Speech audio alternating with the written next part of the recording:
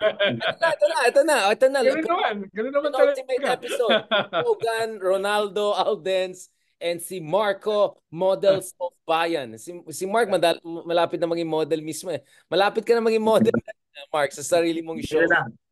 Medyo Konti healthy na ka na lang. style, pumapayata, medyo lumalabas ng mga lalong gumagwapo tayo, pare. Ito. Mark, I wanna ask you first. Ano yung kasi I know there are like bloggers there who are, you're saying a lot of things like, salamat kay Romualdez, salamat kay BBM, ito na, lumaki ng binibigay ng US. Kasi syempre, nakapasa ng US ng isang $94 billion aid and defense package. Of course, 60 billion dyan is Ukraine alone.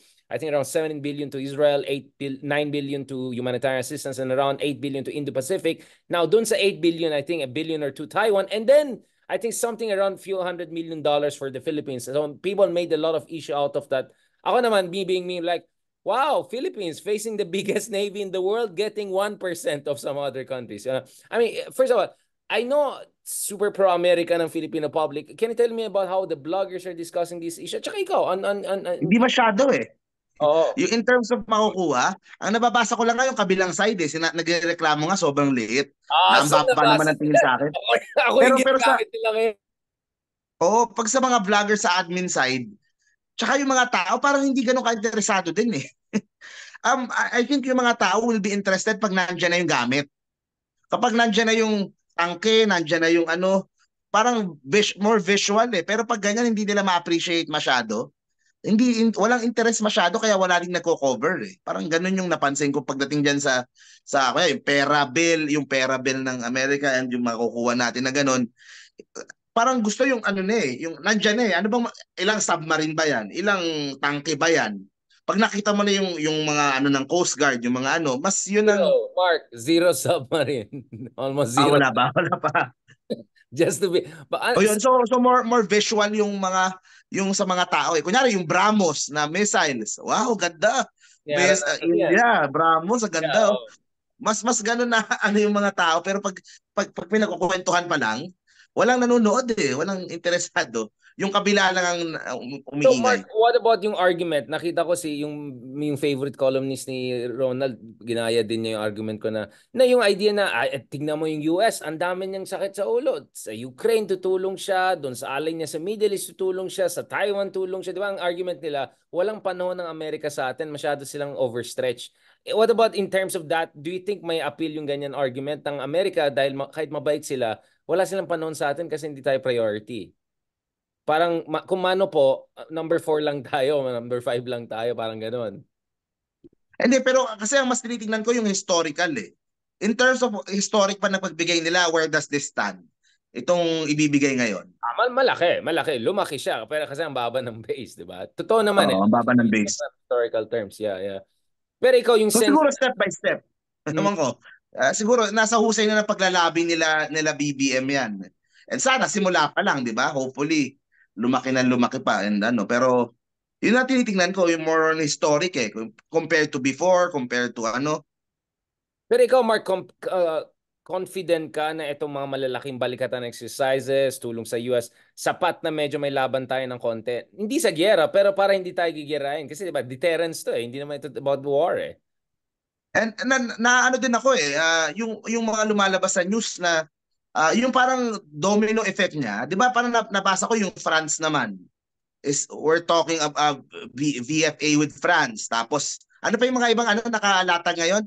VFA with Australia ba or Japan? Sa Japan, yung isa. Japan, yung next na VFA. Pati UK gusto rin mag-position, pati Germany, mga ganun. Ikaw, Sir Ronald, anong basa mo dito sa itong defense bill na emergency funding, na pinasa ng US, 60 billion Ukraine, 70 billion sa Israel, 9 billion humanitarian, 8 billion sa buong Indo-Pacific region, and few $100 million for the Philippines. Is this good? Bad? Is this ugly? What's going on? Well, una ay pag tuyong-tuyo yung lupa, kaunting tubig, medyo masaya ka na, no? Medyo masaya ka na, no? Pero syempre hindi sapat 'yan.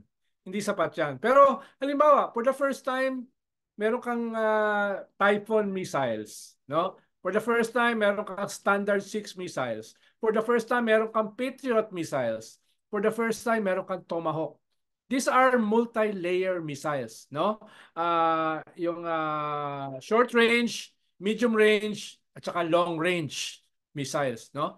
Yung HIMARS kasama sa balikatan. These are medium range missiles, no? Pang talaga yan, pang West Philippine Sea. HIMARS. Yeah, No? HIMARS. Pero meron ka ring Tomahawk. Tomahawk is 1,500 kilometers ang range. Aabot yan sa China. Aabot yan sa mainland, no? Usually, 3 layers yan eh. Yung Patriot, titirahin yung mga assets sa air. Yung HIMARS, titirahin yung assets sa sea.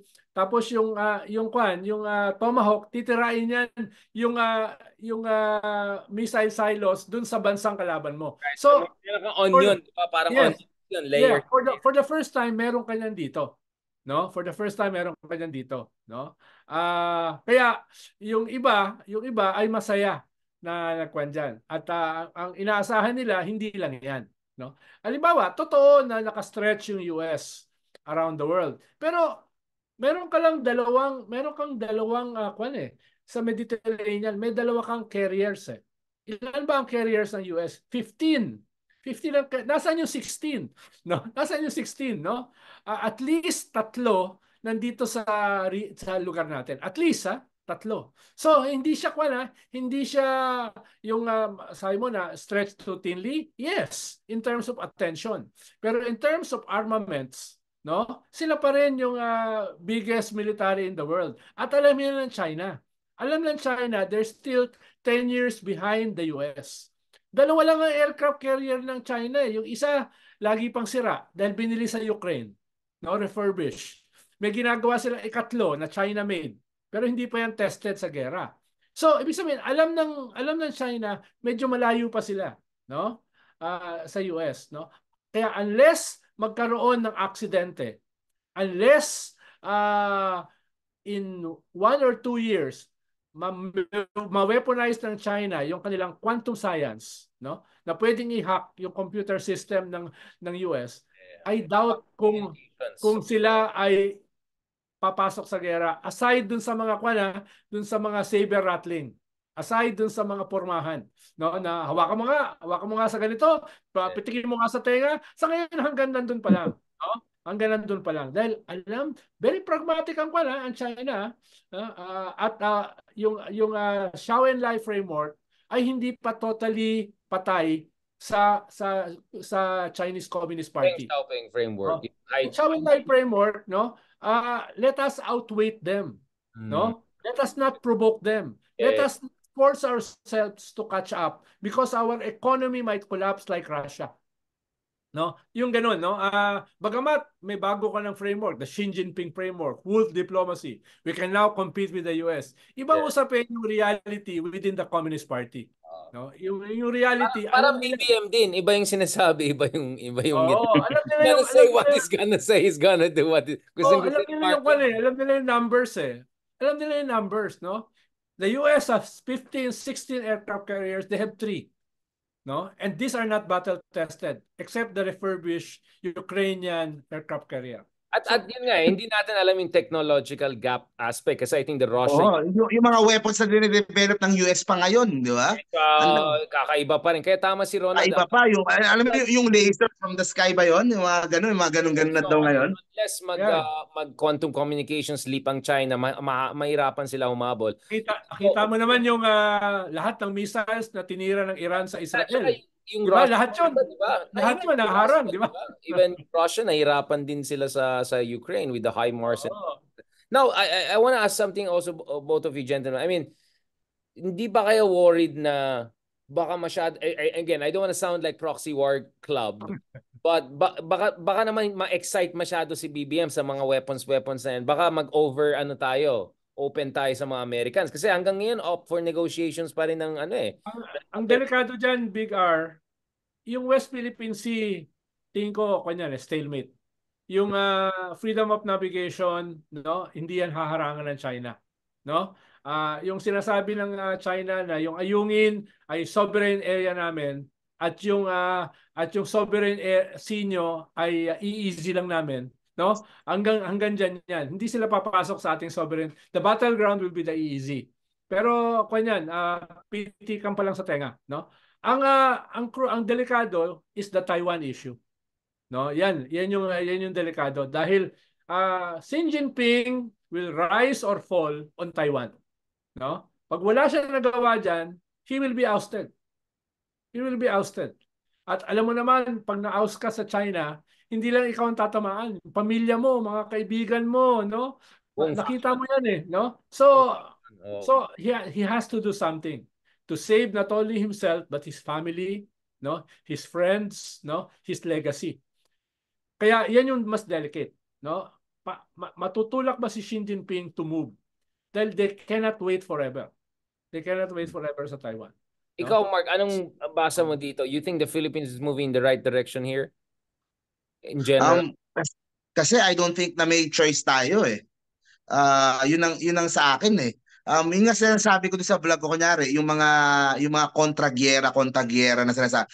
For example na we follow everything they said, di ba? Kunyari, for the sake of argument, sundan natin lahat ng sinasabi nila. Can they guarantee na walang sasakupin sa atin yung China sa Palawan or any island for that matter? Hindi din eh. They cannot guarantee, wala din silang magagaranti na kahit kahit sundin mo lahat ng sinasabi nila kahit. So, sa akin, wala tayo. 6 years na nga ginawa ni Digong, hindi gumana. Ilang taon pa bang kailangan nila? How do you guarantee something that didn't work, obviously? Kaya nga eh.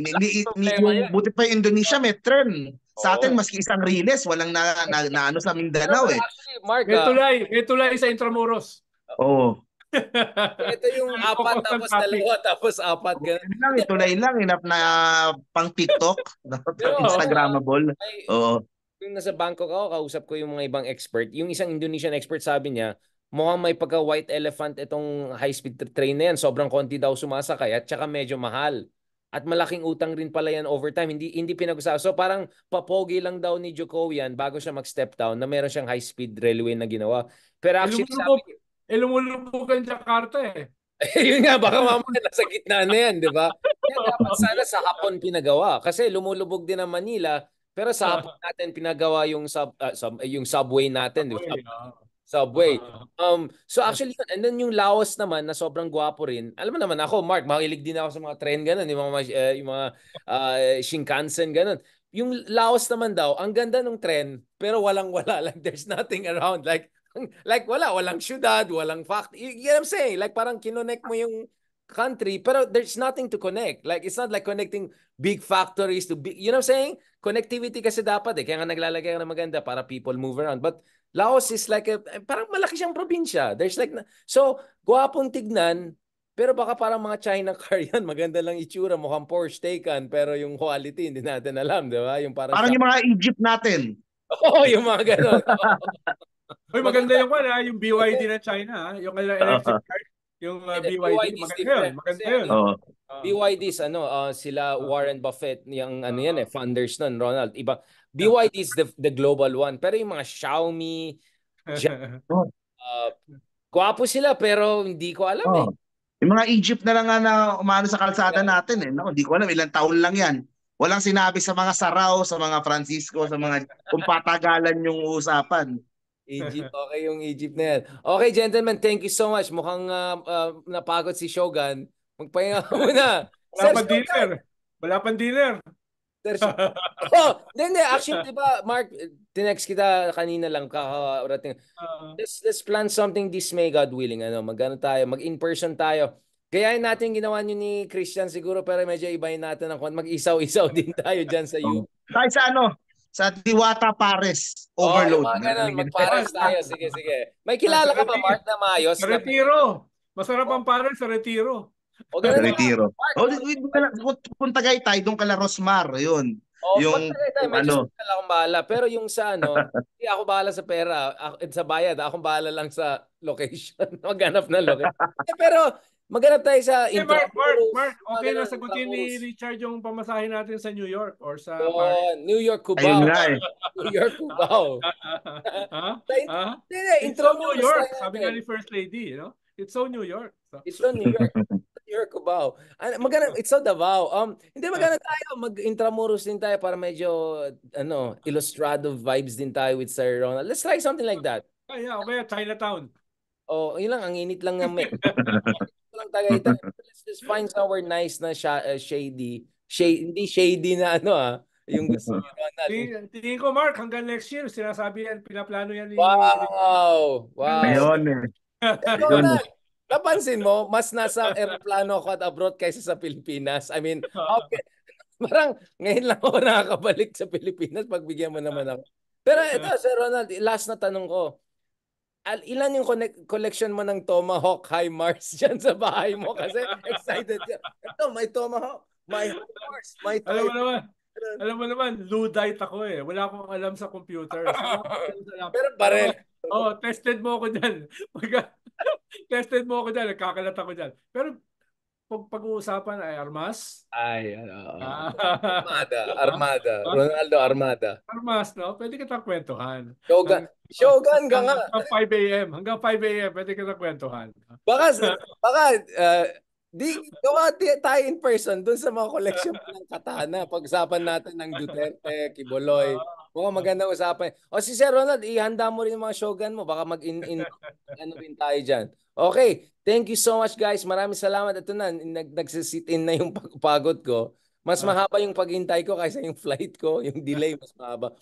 Thank you so much guys. Oh, by the way, shout out sa Philippine Airlines. Salamat kay Captain kanina, yung captain natin. Sabi niya, we are in the West Philippine Sea right now. 40 minutes. Ay, sabi ko, nakuha niyo na ako. Lahat ng reklamo ko nawala. Hindi ako eh. Yung sinabi West Philippine Sea. Touch ka. Na ako. Puso. On that note, thank you very much. Dapat sumikaw ka. Atin ito. Kasi yung mga katabi kong Amerikano, baka magalit yung mga Amerikano. Sasabi niya to. Okay. God bless guys. Talk to you. Pero seryoso yan pag-usapan natin Mark and Ronald. Baka Sir Ronald, yung isa na lang show, doon na lang sa nyo, sa lugar. Yung pag-usapan, gusto ko gawin. Wow. Ouch. Sir Ronald, if I'm not mistaken, just a year ago, ikaw paramdam na baka gusto mo makipag-usap tayo. 1 year later, nakailang episodes na tayo. See, I get things done, brother. Mas gusto ko yung hahabulin ka namin sa mga trips mo abroad. Mas gusto ko yun. Sige lang. Talagang, Mark, ihanda mo na yung lambanog ni Sir. Alright, God bless. Okay. Thank you. Good night. Adios. See you soon Pag-usapan natin. Inshallah, God willing. Salamat.